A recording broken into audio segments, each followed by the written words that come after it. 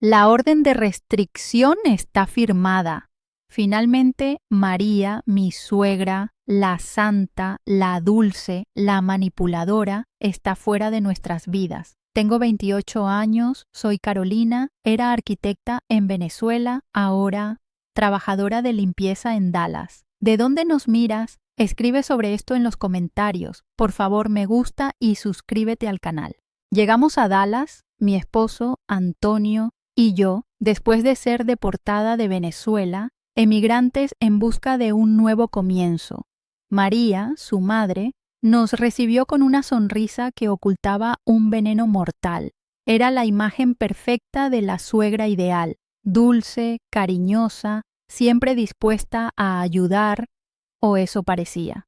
María, emigrante de Venezuela igual que yo, era una maestra de la manipulación sutil. Su amabilidad era una máscara que ocultaba un profundo resentimiento hacia mí. Nunca gritaba, nunca insultaba, sus ataques eran más sutiles, susurros malintencionados, chistes con doble sentido, comentarios disfrazados de preocupación. Antonio, atrapado entre su madre y su esposa, se sentía desgarrado. Era un emigrante de Venezuela, luchando por adaptarse a una nueva vida, con el peso de la lealtad familiar en sus hombros. Él intentaba mediar, pero su indecisión alimentaba el conflicto. Al principio no comprendí la naturaleza de la hostilidad de María. Creí que su amabilidad era genuina, que sus comentarios eran simples expresiones de preocupación. Pero con el tiempo comencé a notar un patrón en su comportamiento. Un patrón que revelaba una intención malévola, una estrategia calculada para sabotear mi relación con Antonio.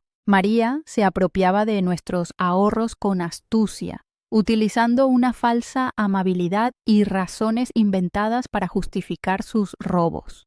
Se aseguraba de que siempre tuviera acceso a nuestra información financiera, y su habilidad para manipular los documentos era asombrosa. Era la perfecta ladrona silenciosa, con una máscara de ángel. Sus acciones se intensificaron. Comenzó a sembrar semillas de desconfianza, creando escándalos falsos para dañarme. Difundía mentiras sobre mí entre nuestros amigos y familiares, intentando aislarme. Me acusaba de ser una mala esposa, una mala madre, una interesada, todo en un tono tan suave, tan dulce, que parecía imposible que fuera malintencionado. El punto de quiebre llegó cuando descubrí que María había estado usando mi computadora sin mi permiso y que había estado leyendo mis correos electrónicos. Ahí se quebró la máscara de dulzura. Ese acto de invasión a la privacidad fue el detonante. Con la ayuda de un abogado, comencé a documentar cada uno de sus actos. Guardé evidencia de sus manipulaciones financieras, de sus mentiras, de sus intentos de sabotear mi matrimonio.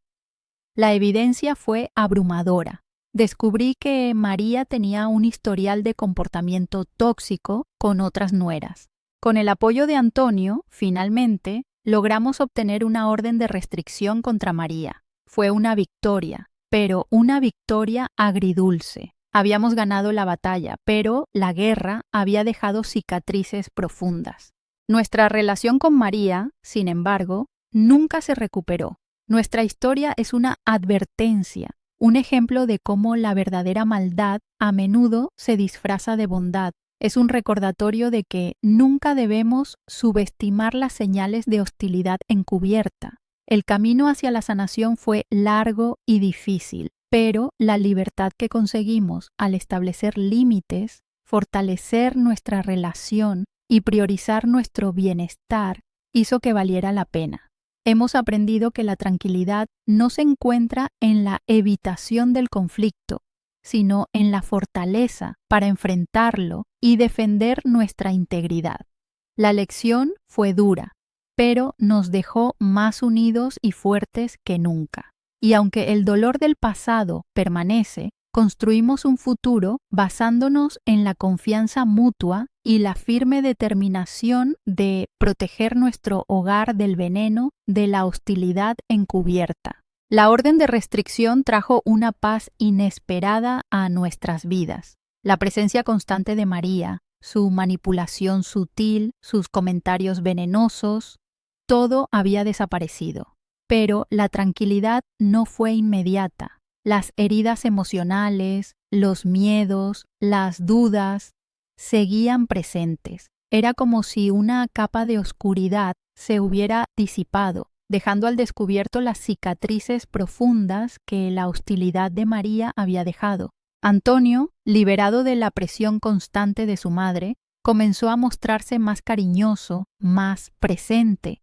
Reconoció su propio error al permitir que la manipulación de María afectara nuestra relación. Su arrepentimiento era genuino y sus esfuerzos por reconstruir nuestra confianza fueron constantes. Comenzamos a tener conversaciones honestas, a compartir nuestros miedos e inseguridades, a construir una base sólida de comunicación y respeto mutuo. Yo, por mi parte, comencé a trabajar en mi propia sanación. La terapia me ayudó a procesar las emociones que me habían abrumado durante tanto tiempo.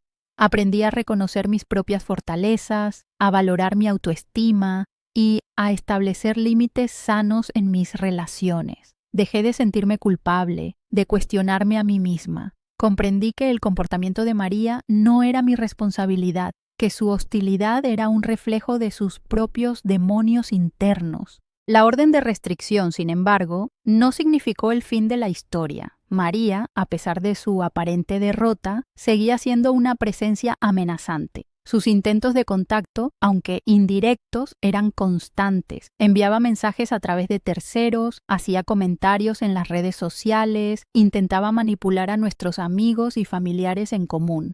Era como un fantasma, una sombra que se cernía sobre nuestras vidas. Comencé a sentir miedo, el miedo a sus represalias, el miedo a que volviera a dañar a nuestra familia, pero al mismo tiempo sentía una sensación profunda de liberación. La orden de restricción era una barrera legal, pero también una barrera mental. Había recuperado el control de mi vida, de mi hogar, de mi familia. Decidí no permitir que el miedo me controlara. Me concentré en mi trabajo, en mi terapia, en mi relación con Antonio. Intenté reconstruir mi vida, ladrillo por ladrillo, sobre una base sólida de confianza y respeto mutuo. El tiempo, como un río que erosiona la roca más dura, fue erosionando lentamente el miedo. Las heridas emocionales comenzaron a cicatrizar. La confianza en mí misma se fortaleció. La relación con Antonio floreció, libre de la toxicidad de María. Nuestra vida, aunque no perfecta, era más tranquila, más plena. Habíamos construido un hogar sólido, un refugio seguro para nuestra familia. Habíamos aprendido a comunicarnos de forma efectiva, a establecer límites, a priorizar nuestro bienestar. La lección que aprendimos fue dura, pero invaluable. Aprendimos que la verdadera maldad a menudo se disfraza de bondad, que la manipulación sutil es tan peligrosa como la agresión directa.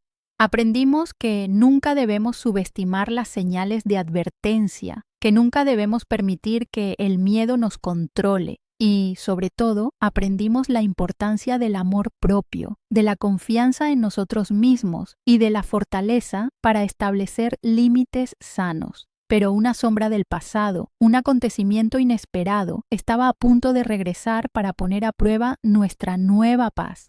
La aparente tranquilidad de nuestra vida duró aproximadamente un año. Habíamos reconstruido nuestro hogar, nuestra relación, nuestra confianza.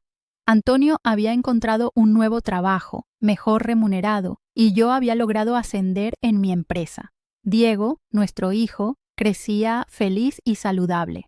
Habíamos creado un espacio seguro, libre de la manipulación y la toxicidad de María. Pero el pasado, como una sombra persistente, se negaba a desaparecer por completo. Un día recibí una llamada telefónica de un número desconocido. Una voz femenina, con un acento que reconocí inmediatamente como el de María, me dijo: «Sé dónde vives, Carolina, y sé que nunca dejarás de ser mi enemiga». El miedo regresó con toda su fuerza. La amenaza velada de María, su conocimiento de nuestra dirección, me paralizó. Le conté a Antonio, quien, aunque inicialmente intentó minimizar la situación, finalmente entendió la gravedad de la amenaza. Comenzamos a tomar medidas de precaución. Cambiamos nuestras rutinas, instalamos un sistema de seguridad en nuestra casa, informamos a la policía sobre la amenaza. Pero el miedo seguía presente, una sombra oscura que se cernía sobre nuestras vidas. La amenaza de María no se limitaba a las llamadas telefónicas. Comenzó a enviar mensajes anónimos a través de las redes sociales, a difundir rumores sobre nosotros en nuestro vecindario. Era como si estuviera tratando de sembrar el caos, de desestabilizar nuestras vidas una vez más.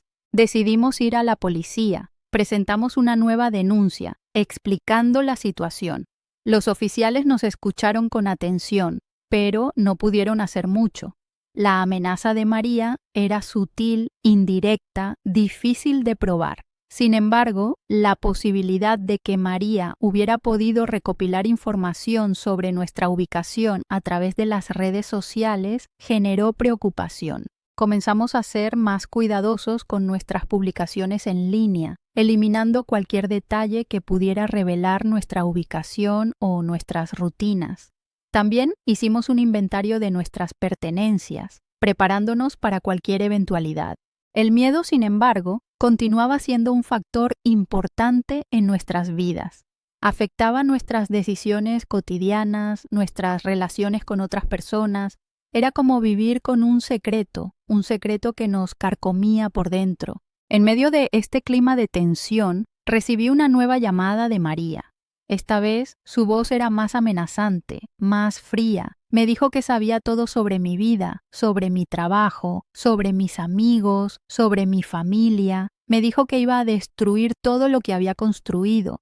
La amenaza de María era palpable, una espada de Damocles que colgaba sobre nuestras cabezas. Sabíamos que teníamos que actuar, que teníamos que encontrar una manera de detenerla. Pero, ¿cómo? ¿Cómo podríamos detener a alguien que parecía estar omnipresente, omnipotente? La respuesta, la solución a este nuevo dilema, a esta nueva amenaza, estaba a punto de llegar de una manera inesperada, revelando una verdad impactante sobre el pasado de María y el futuro de nuestra familia. El miedo, como una sombra oscura, se había instalado en nuestra casa. Ya no era la amenaza sutil de antes. Era una presencia palpable, constante. Dormíamos mal, comíamos poco y nuestras conversaciones se centraban en la manera de protegernos de María.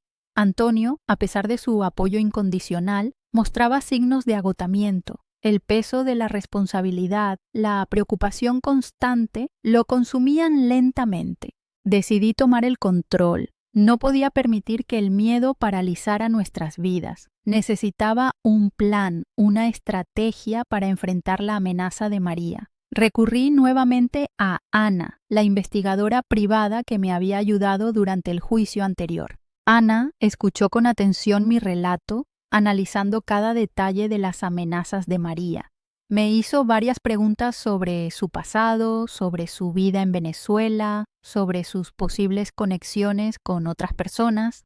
Durante la conversación recordé algo que había olvidado mencionar durante el juicio anterior, un detalle insignificante que en ese momento no había parecido relevante. Era una conversación que había escuchado entre María y una amiga en común, una conversación en la que mencionaban un nombre, Ricardo. Ana anotó el nombre, lo tecleó en su computadora. En la pantalla aparecieron una serie de datos. Ricardo, según la información que obtuvo Ana, era un excompañero de trabajo de María en Venezuela. Un hombre con un pasado turbio, con un historial de actividades ilegales. La información fue impactante. Todo comenzó a cobrar sentido. Las habilidades de María para manipular documentos financieros, su acceso a nuestra información bancaria, su conocimiento de nuestras vidas, todo parecía conectado a Ricardo. Ana sugirió que Ricardo podría estar colaborando con María, proporcionándole información sobre nosotros, ayudándola a ejecutar sus planes de venganza. La hipótesis era aterradora, pero plausible. Decidimos investigar a Ricardo. Ana, con su amplia red de contactos, consiguió información sobre su paradero actual y sus actividades. Descubrimos que Ricardo vivía en una ciudad cercana a Dallas, que seguía involucrado en actividades ilegales. La siguiente etapa fue reunir pruebas. Ana, con su equipo, realizó una serie de seguimientos discretos, recopilando información sobre las actividades de Ricardo. Descubrimos que mantenía contacto con María, que le proporcionaba información sobre nuestras vidas. La evidencia era contundente. Ricardo estaba colaborando activamente con María, ayudándola a acosarnos, a amenazar nuestras vidas. Había llegado el momento de actuar. Habíamos reunido suficientes pruebas para detenerlos a ambos, pero el plan de acción, la estrategia que utilizaríamos para llevarlos ante la justicia, requería de precisión y cautela. Había que actuar con inteligencia y astucia para evitar caer en las trampas que María, con su larga experiencia en la manipulación, seguramente había preparado. El enfrentamiento final, la confrontación decisiva que definiría el destino de nuestra familia y el desenlace de esta larga y agotadora batalla, estaba a punto de comenzar. Con la evidencia recopilada por Ana, nos preparamos para la confrontación final. No sería una batalla directa, sería una operación estratégica, una partida de ajedrez en la que cada movimiento debía ser calculado con precisión. Ana, con su experiencia en investigaciones privadas, desarrolló un plan meticuloso. El objetivo era atrapar a María y a Ricardo infraganti, proporcionando a las autoridades pruebas irrefutables de sus acciones. El plan se centraba en una trampa.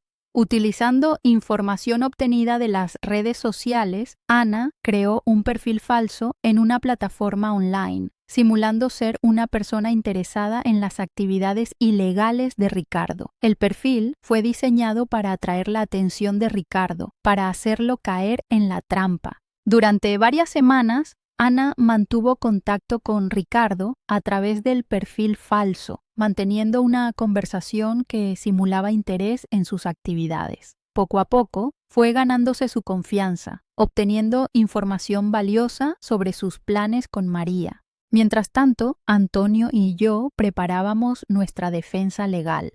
Consultábamos con nuestro abogado, revisando los detalles de la acusación, preparándonos para cualquier eventualidad. El miedo seguía presente, pero ya no era el miedo paralizante de antes. Era un miedo controlado, una sensación de alerta que nos impulsaba a actuar con cautela y precisión. El día de la operación llegó con una tensión palpable.